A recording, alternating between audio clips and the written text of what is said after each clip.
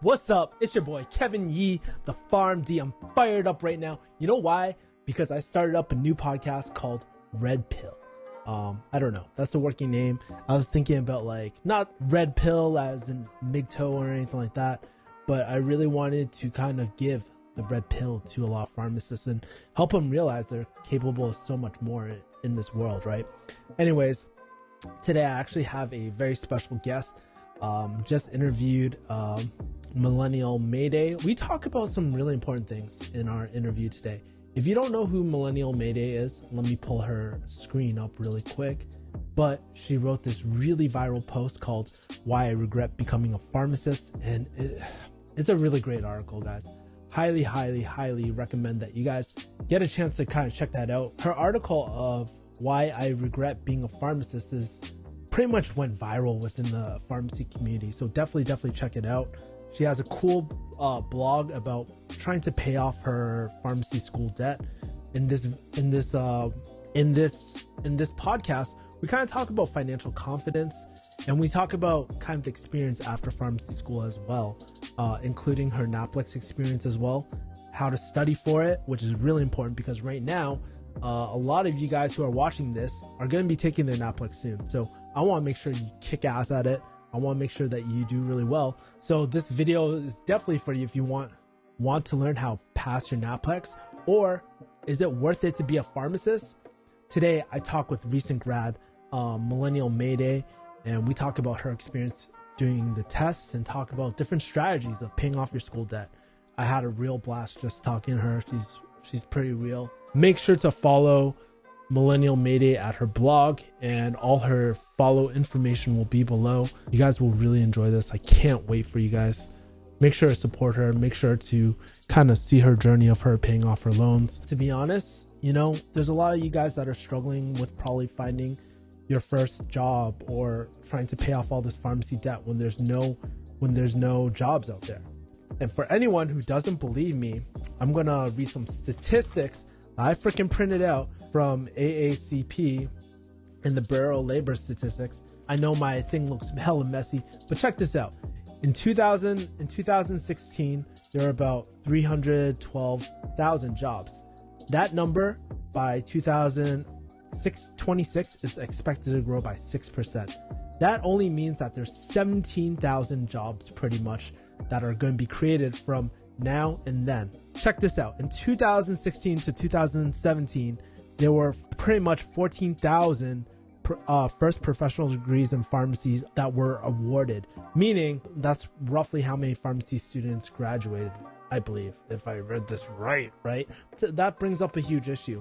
There's a lot more pharmacists than there are jobs, so we need to either create more or get more people out of pharmacy, and that's really what my podcast is all about. If you're wanting to make a transition out of pharmacy, make sure to watch this podcast. I'm going to be bringing on guests who have transitioned out of pharmacy or out of their professional career to do something more risky and something worthwhile in their life.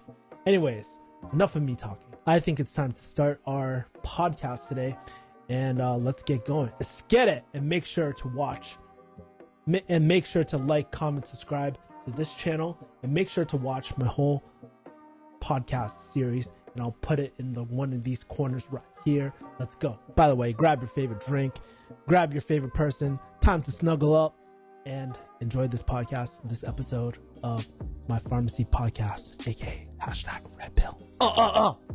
Enjoy. Yeah, so honestly, Avery, it's really great having you. I actually ran into your blog, Why I Regret Becoming a Pharmacist, and I just related so much, man, to your story and whatnot. Yeah, man. Well, for the people that don't know who you are, why don't you talk about what you do and what your blog is all about? Oh, sure, definitely. Thank you for having me, Kevin. So my name is Avery. I'm a retail pharmacist. Mhm. I'm fairly new. I've been a retail pharmacist now for about a year and a half. Mhm. And so as you just said, you ran into my blog. It is actually a personal finance blog that I was just writing to document how I'm paying off my debt, since I don't know if many people know, but we do get into a lot of debt for pharmacy school. Yeah. And one day I was having I guess a really bad day in pharmacy, and I wrote a post called "Why I Regret Becoming a Pharmacist," and that's where you ran into me. Yeah, I think it's really great what you're doing with your blog too. Just in general, like I'm a huge, like I think I told you before the interview, but um I really love like when people paint their journey or just document their journey of how they're accomplishing a goal. So I'm actually looking at your website right now, and it says my journey to paying off 200K in debt. Let me ask you, like, what kind of inspired this blog, man? Because I'll be honest, it's not every day where people after pharmacy school want to launch something like this. So I love to know the story behind all that. Yeah, definitely. It actually came out. It was actually I started it in 2017, the summer of 2017, Mm, and it was a mix of boredom and stress. I guess I was studying for the NAPLEX, and if anyone, any pharmacy student out there or any pharmacy grads know, the NAPLEX is the licensing exam that we have to take to become a licensed pharmacist. And it was a stressful time, just because you have to cram kind of all the years of knowledge that you learn in pharmacy school, take this 6-hour test, and pray that you pass. So I was studying my butt off, and I was locking myself in my house or in Starbucks trying to study, and I was really stressed. I didn't really let myself just have fun, and I feel like that was one of the mistakes. mm, So I got really stressed, and a couple of things, I would always just randomly follow people's blogs, and then I ran into a blog that documented this one woman's like a journey to paying off about like $40,000 in debt, mm. and I found it really inspiring. But at the same time, I thought, well, that's 40,000. I have 6 figures in debt, and what about other people that are in the same position as me? So I did want to start something to see if other people were in the same position, and Mm, at the same time, I wanted to put my story out there so I could hold myself accountable mm. to keep paying this off. Yeah, great ways to hold yourself accountable with like social media and like having a blog like that. Really commend you, man. Um, Also, like, quick question. Definitely want to get into like your NAPLEX journey, how you studied for it, Hmm. and CPJE and stuff if you did that. But like, Hmm. I would love to hear that side of the story. But let's go back into six figures of debt. I'm kind of curious when you first like started pharmacy, uh, or when you're just like making your decision. You know what? I'm gonna do pharmacy. Here's my down payment. Let's do pharmacy school. Were you very like how aware were you that you're going into six figures in debt? I It was half and half. I was aware that I was going to be going to 6 figures of debt. Yeah. I think the part that I was, I guess, misinformed about, and I think it was my fault. I won't blame it on anyone else. I Mm, was naive. I thought, yeah, I'll get into 6 figures of debt, but I'll make 6 figures. yeah. But what people don't really tell you, especially if you're living in a high cost of living area, is that you don't see that 6 figures paycheck come home to you. Yeah. um I think I was thinking like, yeah, I can get into like maybe $150,000 debt, Mhm. and it's more now with the interest that's been building up through pharmacy school. Yeah. But I thought like, oh, I'll make 6 figures, I'll make 100K, I'll pay it off in like 2-3 years, Mhm. or like, and I don't know what I was thinking. I was very naive at best, stupid at worst. um but yeah, I was just thinking like, oh, I didn't count anything. Taxes, they take about like 40% of my paycheck to taxes. I Total only see withdrawals, yeah. maybe I only Yeah. see about 60% of it, and then I obviously didn't count for just regular cost of living. Obviously, like, I can't just put all my money into my student loans. I have to live somehow. Wait, you can't just starve for 2 years and pay back all your Oh, exactly. Yeah, I gotcha. So that was kind of like the the before, like, I guess, like, I love using the framework of expectation, reality versus expectations. It sounded like, kind of the expectations that you had was like, hey, you're going to be in six figure debt, or you're going to make six figures. But when you actually stepped into the real world of living, you forgot to account, or you didn't account for the cost of living, taxes and withholdings and all that sort of stuff. So yeah, man, that's pretty it's pretty interesting. I mean, what would you like, let's say you're talking to, I don't know, I maybe was in high school when I was like deciding on pharmacy. What would you tell someone at that age to like consider when they're if they want to go down the route of pharmacy? I think the first thing that I would want to tell them Hmm. is be passionate about what you do and pick Hmm. a career that you're passionate in. I would say I'm also kind of in the midway position in that I know so many people that went into pharmacy school just for the money. Yeah. Luckily, I went in it. I would say it would be lying for me to say that money wasn't a factor, but I definitely was passionate about the pharmacy career as well. Yeah. So, well, there are days where I'm like, why did I go into this career?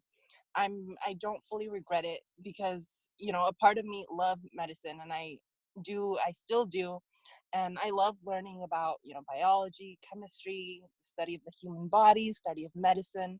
So definitely be passionate about what you're going into, because if you don't even have the passion for it and you get yourself into six-figure debt and you're just stuck in a job that you don't love, that's hard. And I actually know a couple of people that either started pharmacy school and realized, through first or second year that they just couldn't follow through, or they're now pharmacists and they're just like, what did I get myself into? Mm.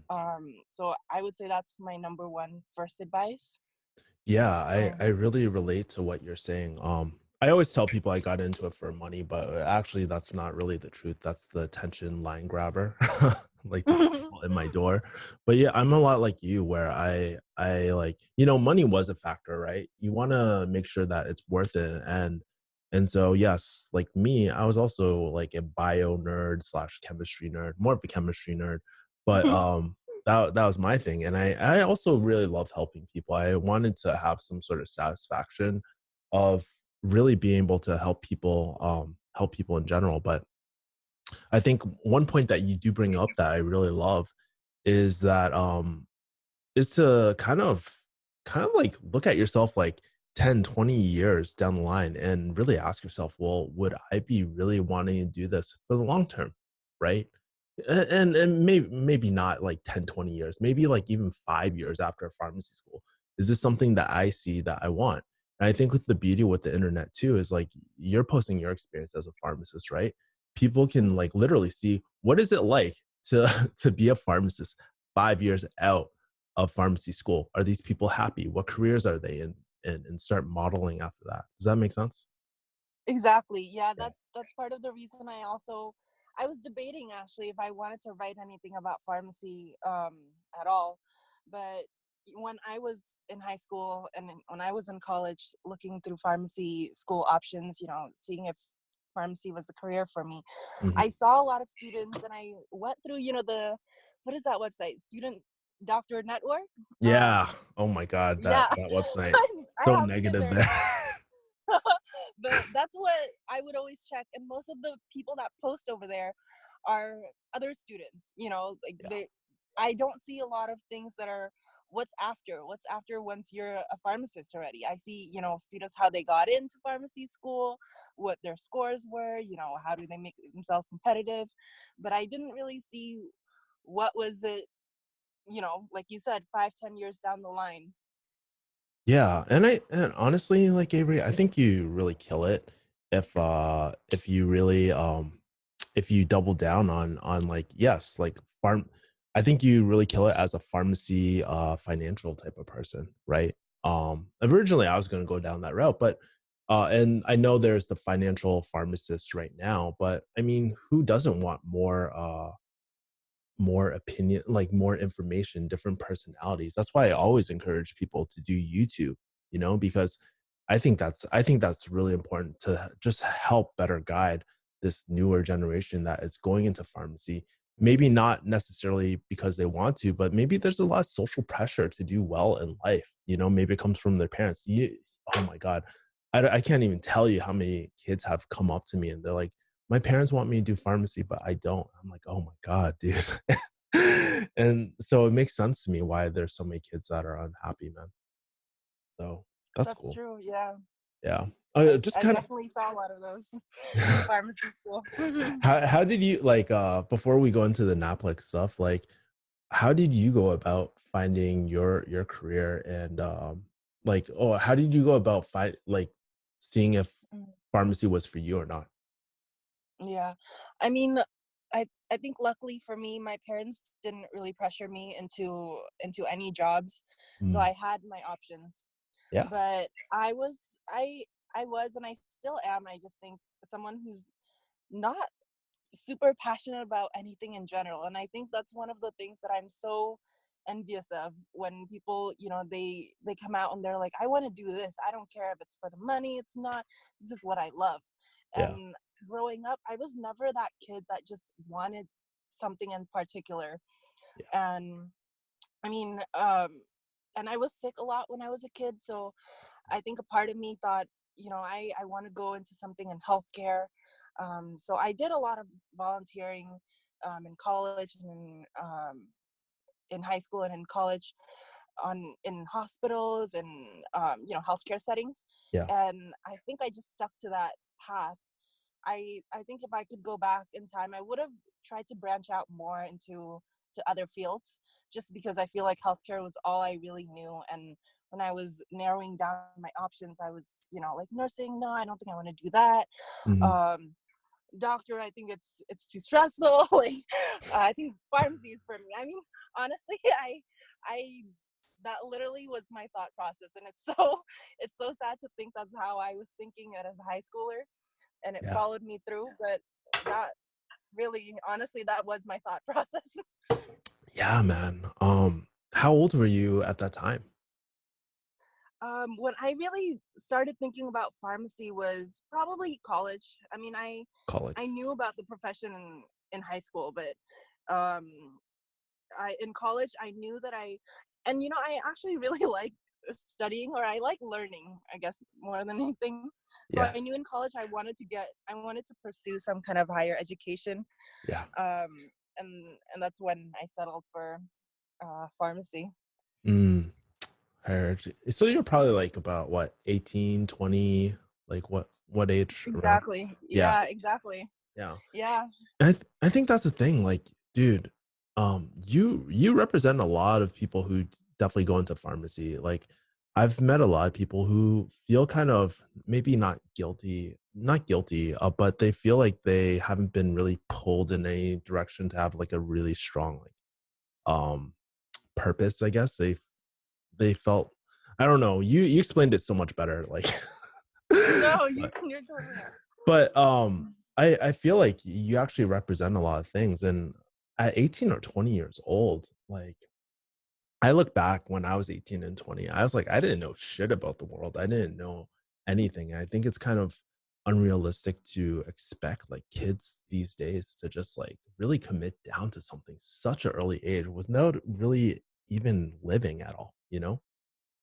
Exactly. Yeah. I mean, we go from high school into having to decide right away what our major is in Yeah, freshman year of college, and then you go on to have to, think about what are you gonna do at 22 once you graduate college.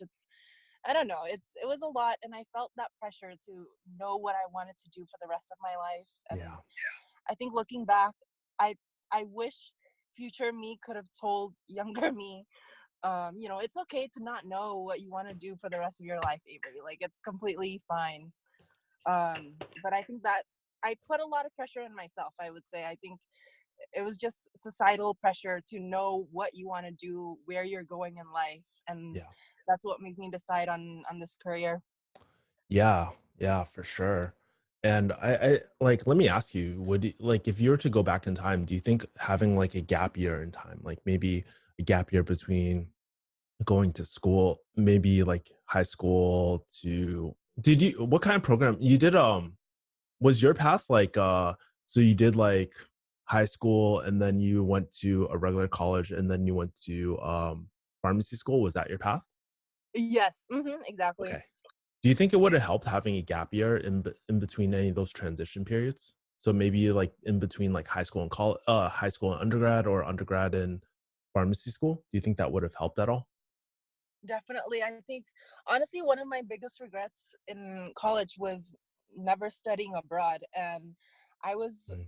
I don't know, I was overly ambitious in college to just finish in 4 years. I was trying to do a double major. I was trying to work. I was trying to do an intern at a lab because I thought, science majors, like, this is what we should do, lab work and intern in labs.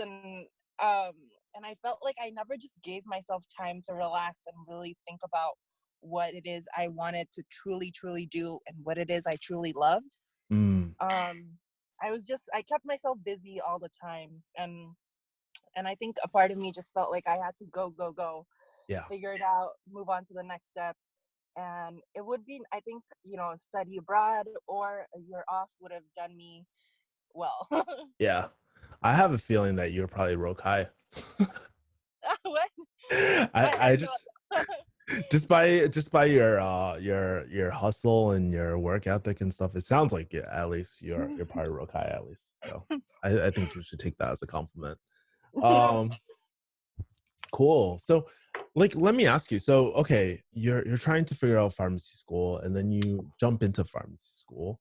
Um did you have any like did you notice your sentiments about pharmacy school like kind of changing sorry about the pharmacy career kind of changing within pharmacy school, or was this more of a like post pharmacy type of thing? It was definitely a post pharmacy kind of thing, and Yeah. I think I should have. I actually didn't become a technician or really had that much of a pharmacy experience until my last year, and when I actually started becoming a grad intern and a Yeah. pharmacist. Yeah. So they recommend in pharmacy school, like I said, I was basing my things off of Student Doctor Network, and I don't know if that thing is always legit. Yeah. But a lot of people say pharmacy school is hard. You should take it seriously and just not really have any other job. Just focus on school as your primary and sole thing. Yeah. So I went with that advice, and it felt weird actually. I felt like I had a lot of time in pharmacy school, because I was literally just going to classes and going home. Yeah. But I also didn't have that real world experience by being in the actual pharmacy until later on. Yeah. And I do definitely feel like what is taught in school is not always, and a lot of the time is actually the opposite of what happens in real life. Yeah, and it's so funny. I actually have a pharmacy mentee, and I actually advise the complete opposite of what that student doctor network advice, I guess, the advice that you found. I think it's very important to really be testing and seeing if this is something for you.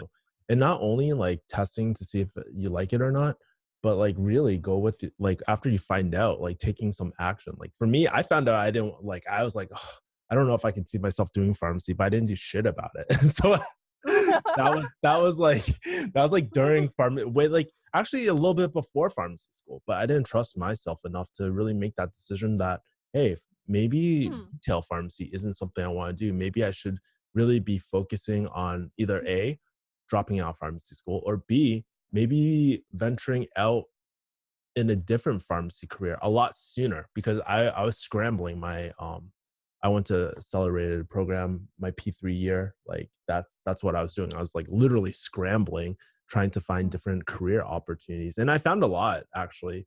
And I could have went down that route, but I ended up just not doing anything, just staying in community pharmacy. I feel you. I feel you. Yeah, yeah. Cool. Yeah, so like why don't we talk more about yeah, I really want to hit on this because I know by the time I publish this, people are going to be start thinking about the NAPLEX or the CPJE and stuff, and they probably have tons of questions about how to study for this. Tell me about your experience. Tell me about your experience about studying for NAPLEX. So yeah, Netflix was, I think I graduated around May. So I took about 2 months of studying for the NAPLEX before I took the test, Mhm. and I was definitely very stressed. Um I was actually under pressure from my company that I had been a grad intern at Yeah. to get licensed as soon as possible. Yeah. So while I was working as a grad intern, I was scheduled like 4 days a week. I was also having to study for the Mhm. NAPLEX to meet my deadline. Yeah. So I was very stressed. The book that I use is RX Prep, and that's what I would recommend honestly to everyone. I barely even looked at my notes from school, honestly, Yeah. just because No one looks at it's all those. over the place, you know. I was, by the time I was studying for the NAPLEX, I had moved back home, and I I didn't even, I had like boxes of school materials that I just threw away because there's no way like I was gonna go through that and find anything useful. So I threw that away. I started from scratch with the RX prep, Mm. and I just studied um like a couple of hours every day. Obviously I'm a procrastinator, so I tried blocking off times to study, but that just wouldn't happen. I would honestly, if I could go back in time, I would just tell myself like, just be realistic about how many hours you're going to be able to study, Yeah. because I would literally turn down, ha- hangouts and like just going out because I was telling them and telling myself that I was going to study, and that just didn't happen. So Yeah, and I think like looking back at that too, like, I mean, obviously hindsight's always 2020, but I feel like and it happens in pharmacy school. Pharmacy school too as well. When people are studying for exams and stuff, you notice that you turn down a lot of life events, and you look back at certain things like, fuck, I could have had this experience, or I could have had that experience. That's great advice. I really like it. So you're studying multiple times a day. You're doing RX prep. Do you do the RX prep questions too and stuff? I did. So I Yeah. bought the book that came with the questions and the videos. I Yeah. barely touched the videos at all just because um it took a long time to go through the videos because Yeah. reading is just faster. But for harder chapters, I think, what were the harder ones, like the oncology chapters, HIV Mhm. chapters, I went through the videos on those. Yeah. But the other ones I just kind of memorized from our prep book. Yeah, and how about we like for a second? I know time was of the essence during that time because you're getting pressure from like your company to finish your exam as soon as possible and whatnot. Tell me about like the rough time frame that you had to study for these exams. So roughly I moved back home and started, my grad internship, and I had 2 months to study and take both tests. So I'm based in California, so I took the CPJ, Yeah. um, and those two I think I took about like a week or 2 weeks apart. Yeah. Um, and honestly, the studying with the MPJE, I do have some friends that took the MPJE, and it is more law based. The California ones is more clinical based, and personally, I think a lot of California people fail it. law exam. Like Exactly, quotations. it is. I think they probably have like 10 questions at most, for law, and everything else is clinical. So I wanted to take them very closely together, Yeah. just because I knew the clinical stuff would come in handy for the CPJE as well. Yeah. Um, but yeah, those I studied for both of those hand in hand about 2 months on those. But I was stressed, and I think if I had more leeway, I would probably take it in like 3 months after graduation.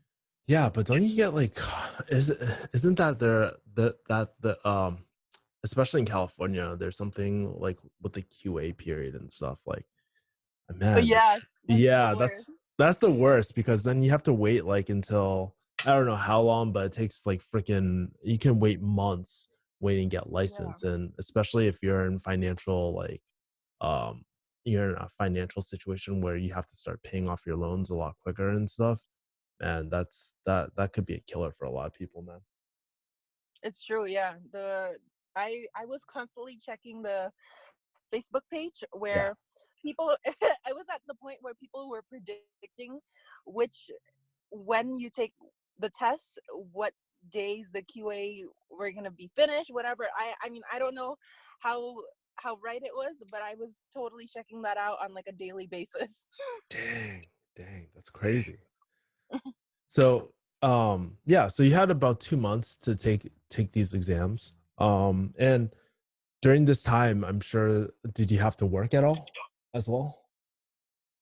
Yeah, I was working as a grad intern, and honestly, I wouldn't have it any other way because I think that was the period where it hit me. I was, like I'm a grad intern right now, but in a couple of months, I'm gonna be the pharmacist. This is all the knowledge that I'm gonna know from pharmacy school. I have now. The only thing that's going to change between me being able to ask my pharmacist a question versus 2 months later when I'm a pharmacist and I have to be the one answering these questions is just a license paper. And Yeah. that really hit me that it's a lot of responsibility, and sometimes you really just have to go with your personal judgment because pharmacy is not black and white. And I think that's the biggest learning lesson I've had, you know to learn from actually being at work and working at retail pharmacy. Yeah, it's very gray area, man. It's a very gray area. So yeah, that's really great. Um, there's something else I want. Oh yeah, so tell me about like, okay, so roughly how many hours were you working a week? I was working a lot. I was working maybe like, I think 4 days, 3 to 4 days. I think 30 to, I would say like around 30 to 32 hours a week. 30 to 32 hours. Yeah, I'm just trying to like kind of paint a picture for like the listeners out here who are about to take Mhm. their exam, and like Mhm. to really be aware of how much time do you actually have to spend Mhm. studying for the NAPLEX. I mean, like how much time did you, like, when you were trying to allocate, right? How much time did you allocate out? I was being, I was trying to be too ambitious. On the weekends, I would like put myself to study for like 10 hours a day.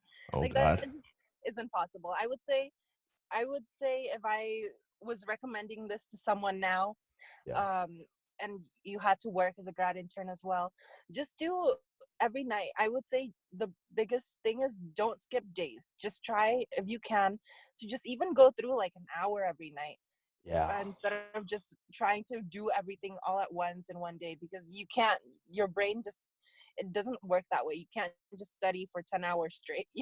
Yeah, definitely So not.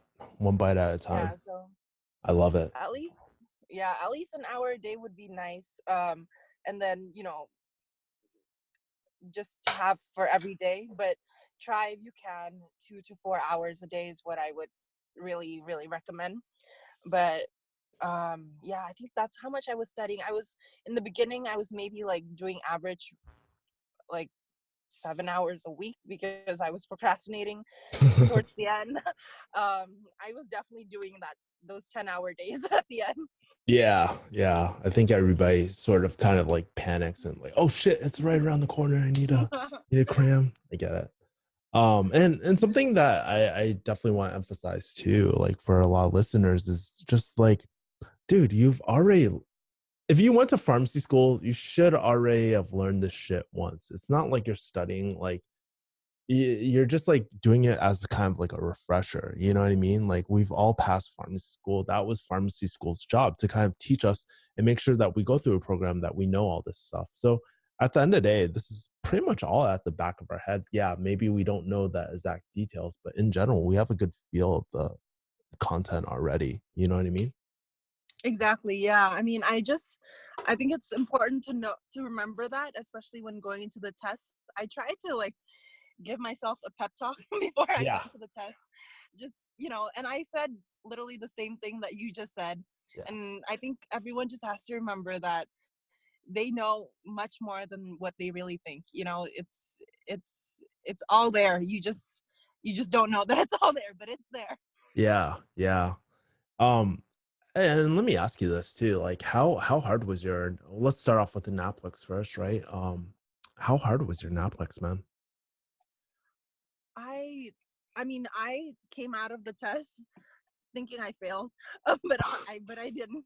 Yeah. So I think a lot of people are gonna feel that way. I don't know. I didn't know anyone that literally came out of the NAPLEX saying I passed. Everyone, Yeah, every one cause of my friends came out and they were like, I failed. I failed, and then they passed. yeah. Because a lot of Yeah. people, I know that they changed up the exam and the difficulty of the exam. Because when I became licensed, no one freaking failed at all. Like, Really, very rarely. I think Very- my year, I graduated in 2017.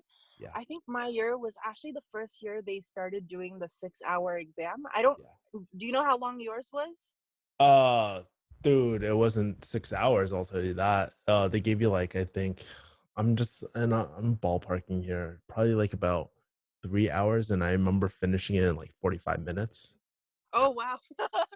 That only means two things, like either the computer shuts off and you failed, or the computer shuts off because like you did really well. So like it was like You killed it. it's up in the air, man. Yeah, well, I got licensed, right? So yeah. Yeah. But it's six. Yeah. Yeah, tell me about the kind of like the format of the Naplex nowadays. Um, yeah, so format wise, oh my goodness. I'm trying to remember back. So yeah, so one of the hardest part about the Netflix is that they have what's called like the K type. K type. Yeah, Yeah. I'm hoping I'm remembering this right. It's either the Netflix or the CPJ, but I'm pretty sure it's Netflix. Um, CPJE, I think, still has K type. I looked at K the type sample too. questions recently. So I'm going. I just as a disclaimer, I don't know if this is the Netflix or the CPJ. So, but the K type questions were the hardest. Those were the ones that I had the most issues with. yeah. The Netflix, I think what people really need to prepare for is just studying, or I mean taking the test for a long period of time, because I know for myself personally, I get worn out. I'll do really well like in the first hour and my brain is functioning, but after the second third hour of taking a test, you're just worn out. So I would say definitely do those practice exams and do them in one sitting, and make sure you're prepared to take a long test. Mm, um because brain stamina is a thing. I think you really need that for taking the Naplex. great advice. Great advice. So it's a 6 hour. Oh man. Do they give you like was there any sort of break in the middle, or is it just like it's straight?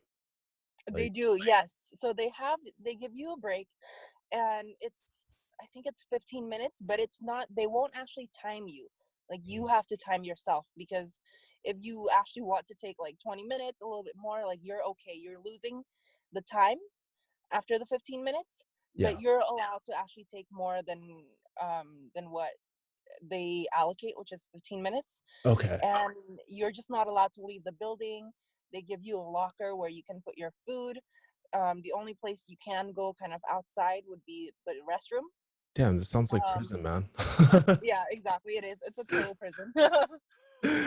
Yeah. Don't set up your pill mill, guys. This is what happens. Yeah. Wow. Yeah. Okay. Gotcha. And how's your I mean, I think that's pretty much it for Naplex part.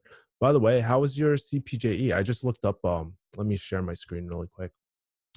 But I actually looked up the CPJE and it looks like they have K type questions for sure. Okay, time. Mm. Yeah. Oh my god, I hate those. And know what I hate about K type questions? It's like they're so unrealistic to real life, man. Like no one ever uh, no one ever asks you a K type question in real life, man. So funny. No, that's so true. Yeah. Tell me about your CPJE though. Tell me about that Yeah. experience. CPJE, it was definitely, I think it's a little bit more stressful than the NAPLEX, just Yeah. because it's not as many questions. So you can't get as many wrong. I think the one thing that I did like about the NAPLEX is that with so many questions, you do have a little bit of leeway. If you're really good at one area but not so good at another, Mm, you can still kind of pass. But mm. with the CPJE, you, it's kind of, honestly, I hate to say this, but it's luck at some point too. There are some things that you're not going to know, and there's some things that you're just luckily randomly studied and you actually remembered. Yeah. Yeah. um, and they'll test you on random things, the CPJE. So definitely, I would say if you're studying from anything, from RX prep or anything else, um, don't just read the highlighted materials. Don't just read the bolded materials. Read everything at least once, so that if somehow in the back of your mind you still have that little info, and you never know, you might need it for the CPJE because they ask very random questions. They ask a lot of brand name questions. Yeah. Um, and it's not as many questions, so you do want to make sure that you think out all these questions right, just because you don't have as many options to get questions wrong. Yeah. Gotcha. What do you think was harder, the CPJE or NAPLEX? Do you remember? Personally, for me, I thought the NAPLEX was harder. I Mm, think it's because I went with the NAPLEX first, so by the time the CPJE came, I was already expecting the worst because I came out of the NAPLEX feeling like I failed. yeah. And yeah. Dude, it was the total opposite for me. I remember like I was like, oh shit, like all the NAPLEX spots are taken up. Dude, I ended up doing my CPJE first and then NAPLEX, right? So Oh. awesome. So like, okay, you graduate, you finish your NAPLEX and all that. Yeah, why don't we get some more context behind your like why I regret becoming a pharmacist post, because you wrote it at a very emotional time. I don't think people really know about like what you're going through at the time, and I know when we talked before, some of your sentiments actually kind of changed. So let's talk about that, man. Like let's talk about post grad, like post licensing life. Hmm. Yeah. Yeah, I mean, post licensing life, that was definitely the most stressful period in my pharmacy's career. Yeah. Um, and knock on wood, that that'll be the most stressful, and nothing else coming forward. Yeah. But yeah, I just felt like I was thrown into this jungle of craziness. And back when I was a technician, back when I was an intern, there were things that I would not know, and I would just be able to ask my pharmacist. Mhm. And I never thought it through. Like I don't know. I think I just had this thing in the back of the mind. Pharmacists, they're good. They know it. And when I was finally put in that position, I realized that there will always be uncertainties.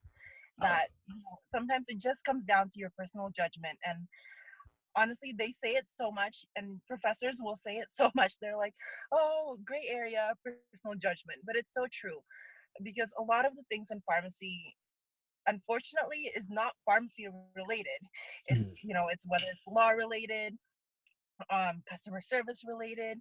Sometimes it's not just about medicine, and if it was about medicine, I think that would be a lot easier. But Mhm. especially in retail pharmacy, when you're dealing with business, when you're dealing with customers, those are the things that really come to play, and I think those are the most stressful parts of becoming a pharmacist when I started. Mm. um, and I was, yeah, I think the biggest challenge for me was just I wish I had more experience with managing my technicians, managing customers complaint, which you get a lot of. Yeah. um, and yeah, so I think those were the biggest issues that I face. Yeah, but I think like hindsight 2020, right? Like you wish that you're always more prepared, but I think you are in the exact position that you needed to be to grow and learn, because if it I mean, let's be honest, if everything went perfect, would you really need to develop any skills? Would you ever need to really self-improve, right? Probably not, to be honest True. with you. Hmm. So I think like Yeah. you're in that exact position that you needed to be in. Um you know what's crazy? Like one of my when I was first, I remember like right after I got licensed, I remember the first day I had to open a store, and I was just like, Hmm. holy shit. I remember like looking at the keys and looking at the pharmacy, and I was like, dude, can't believe this is really happening. I've been waiting so long for this one moment, right? And man, it was crazy. It was a crazy experience. Did you have that sort of moment when you are when you My first my first shift as a pharmacist, Yeah. my scheduler put me at the busiest store in the market, Oh my God. and I was I was like, what's going on? Like, I literally walked in and I'm like, what is this place? It had, like drive-throughs. It had customers, long line of customers, techs everywhere, and I'm like, what is this? Like, what is going on? Yeah. And I was closing that night, so I felt that pressure to clean everything up before I left. And I had no one else to ask. Like, I was closing by myself. Oh Um, wow. Completely by yourself? Do you have technicians with you at least, or just? yeah, I had technicians, and I'm so grateful for technicians, and I feel like technicians don't get enough. Oh yeah. I agree with you 1,000% on that. 1,000%. Yeah, I mean, I actually received a lot of help from technicians just when I was floating, and even when I was a staff pharmacist, I still do. Um, yeah, so that was crazy. It was the craziest first day ever, and I really considered quitting at that point. I was like, what am I doing with my life? Like, what is this? But yeah, my scheduler actually called me up the next day to ask me to pick up a shift, and he mentioned that I was scheduled there, and he actually apologized. He was like, I'm so sorry that I had to put you there for your first day. And it was better after that. But Yeah, what um stopped you from quitting after that day though? my debt. I mean, just Oh yeah, that's true. What are you gonna do? Like, yeah, I yeah. mean, yeah, I just didn't, I honestly didn't see it as an option to quit, just because this was something that I'd worked for, the last couple of years of my life, and that I have all this debt that I have to pay back because of it. So I better make a career out of it. Yeah. Do you feel kind of like the same way now, like being more experienced? I know like that time is hell like chaotic and you feel like, damn, what the fuck? I suck so much. Like at least for me, I would say that to myself. And I know as you get more experience, things get a lot better. What is Avery like now, like as a pharmacist? Definitely. I mean, I definitely think to any new pharmacist out there, it does get better. I will say it. I mean, you're still going to have your bad days, and I've had some crazy days, but I think the biggest change now is that I do feel a little bit more confident. I feel more confident with how I approach my patients. Mm, I feel confident in how I run the pharmacy, and just that confidence really goes into a lot of things. I feel like I'm smoother with my work because of it, and a yeah. lot of it just comes from experience as well. Yeah. um like, there are things that you learn in pharmacy school that, um like, this is a must know thing in pharmacy, but then you see that doctors actually prescribe something all the time, that it's a normal regimen for these kind of patients, and those kinds of things that Mhm. I don't freak out as much now.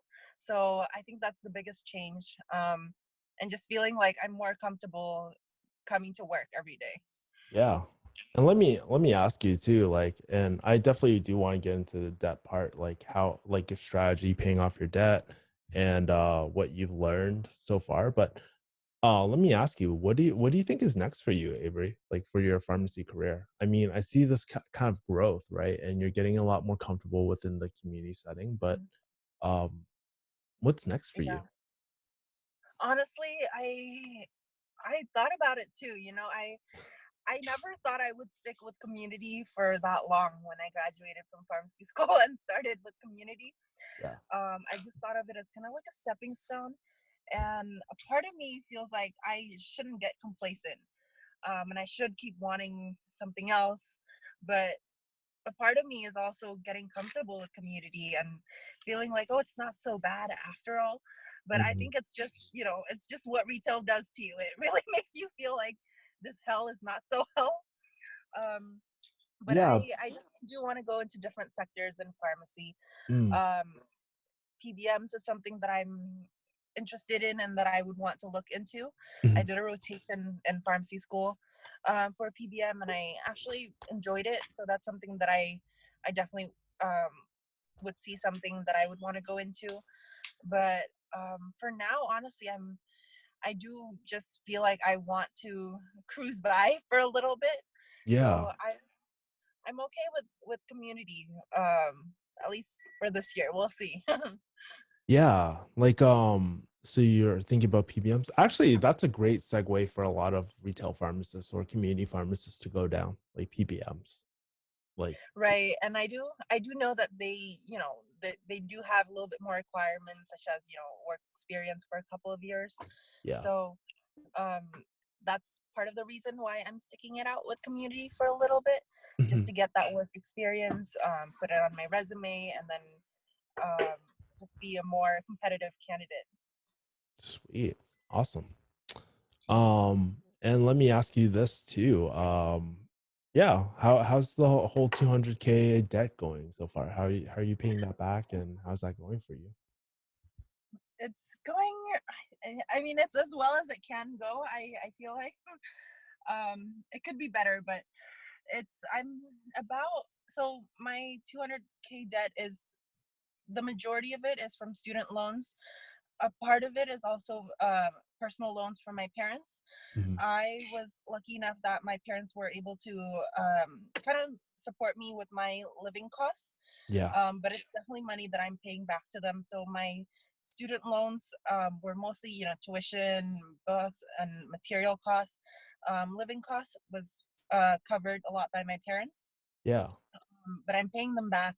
In terms of my student loans, I'm about halfway through.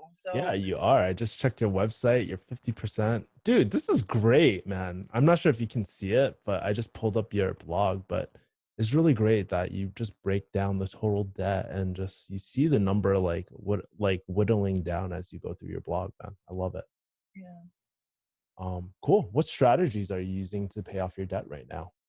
And what resources do you have a strategy right now or anything like that? Honestly, my my only strategy is just putting as much as much as I can into it. So I try to keep as little in my checking account as possible outside of like just a regular emergency fund. Mhm. Um, just because I feel like that's less temptation. When you don't see the money in your bank account, you're less likely to spend it. Mhm. So after I I use it for my fixed costs, like housing and all that. I put the majority of it to my loans, and that's pretty much it. I'll pay it out on a twice weekly or twice Uh, monthly basis, mhm. bi-weekly, Yeah. um, when I get my paycheck, and that's pretty much it. Awesome. Did you study any like personal finance or anything like that? What before like during this period, I guess? Do you like follow any personal finance people? I didn't actually. When I In my last year of pharmacy school, a friend of mine introduced me to one of my favorite books, and it was my first introduction to personal finance. Yeah. It's a book called Rich Dad Poor Dad.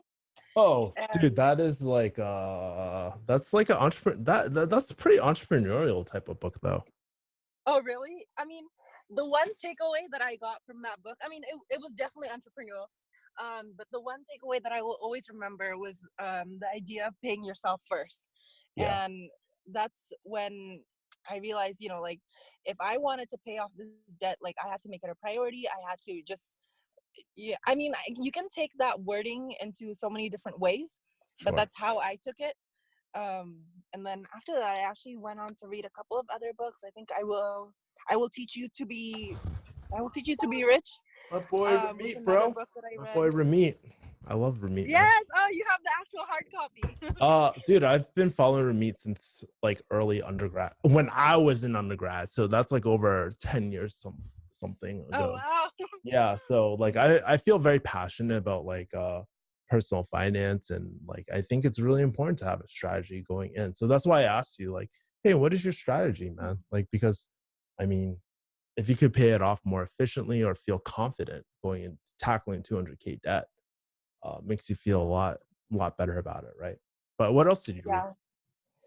I think not too much. I do try to follow a couple of blogs. Mhm. So I've been getting into that, but it's kind of random here and there. I don't have a specific group of people that I follow. I just randomly find them. I'll read about this story. Yeah, And it's encouraging. I actually do really like um reading other personal finance blogs just because I feel like it makes me feel like I'm not alone in my journey. you're There are other definitely people not. that are facing the same things.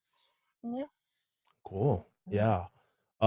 Let me ask you this too before we get off. Do you have your like Roth IRA and 401k and all that set up as well? I do. So when I first started paying off my debt, I actually was trying to follow Dave Ramsey Oh my and God. Yeah, I have Dave um Ramsey too.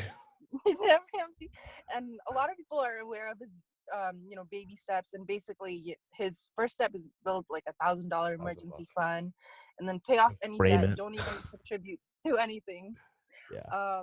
And at first I was following that, but then I actually don't quite agree with everything he says. I think he's great as a motivator, but um I I definitely feel like I had to start investing. So I actually haven't been putting all my money into paying off my loan. Yeah.